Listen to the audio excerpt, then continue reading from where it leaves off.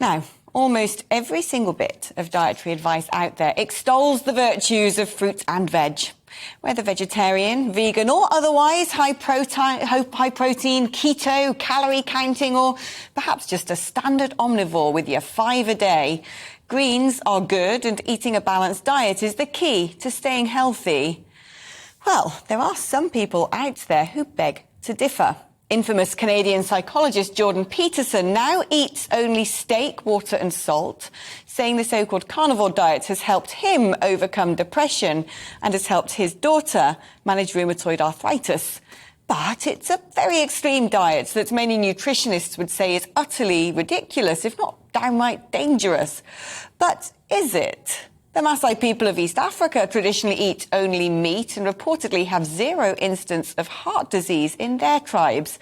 But try to find a Western dietitian to agree.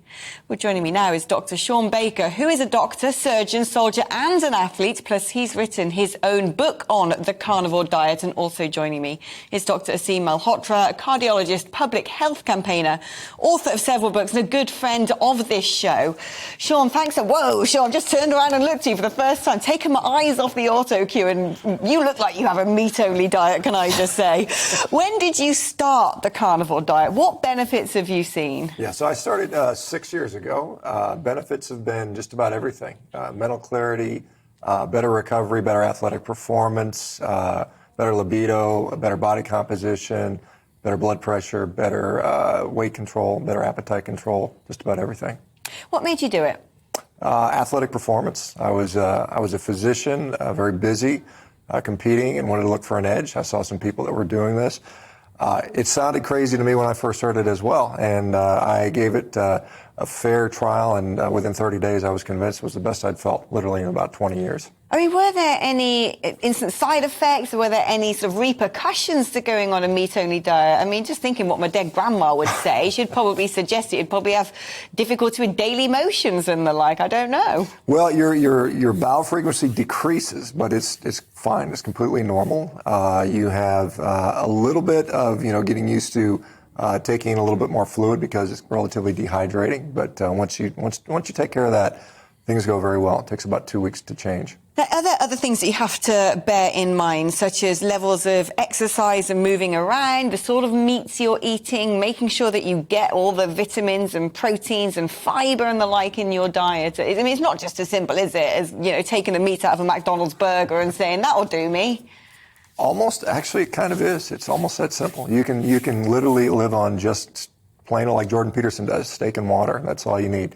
I do basically steak and eggs at this point. I've been doing that for nearly 6 years now, and in fact, I'm the #1 athlete in the world on the Concept 2 rowing machine right now at 55 years of age, and it's all powered by meat. Wow, Aseem, I've got to come to you because, we've spoken about diet a hell of a lot of times. You are author of the POP diet, and you push for a Mediterranean diet. But that diet is very low in carbohydrate, but it does extol the virtues of things like sweet potatoes, blueberries, dietary fibres. I mean, where do you stand on the carnivore diet? Yeah, it's a great question, Alex. So I think certainly with my patients, I'll say that I have many patients who have gone carnivore, and they've noticed dramatic health effects, especially for autoimmune conditions, gut issues. One of the things I think that's really important to re-emphasize is the big problem with the modern Western diet is really ultra-processed foods. So when people eliminate those foods from their diet, the refined carbs, they notice big effects anyway. I think one of the things that I would say certainly that seems to be very important and beneficial from the message from all of this is that actually having meat is very much part of a healthy diet. In fact, if you look at populations around the world, the most recent analysis shows that once you even corrected for socioeconomic factors around the world, countries with higher meat intake have better longevity and better health. And that's because meat is actually one of the most nutritious foods you can eat. Calorie for calorie, much more nutritious than vegetables. Now, of course, from a heart disease perspective, one of the reasons that I say promote, vegetables and low-sugar fruits is because of the hypothesis and back with some data that these sorts of foods are anti-inflammatory. But it isn't necessary for everybody. And I have patients coming to me that have tried, for example, different types of diets and low carb, haven't felt necessarily the best.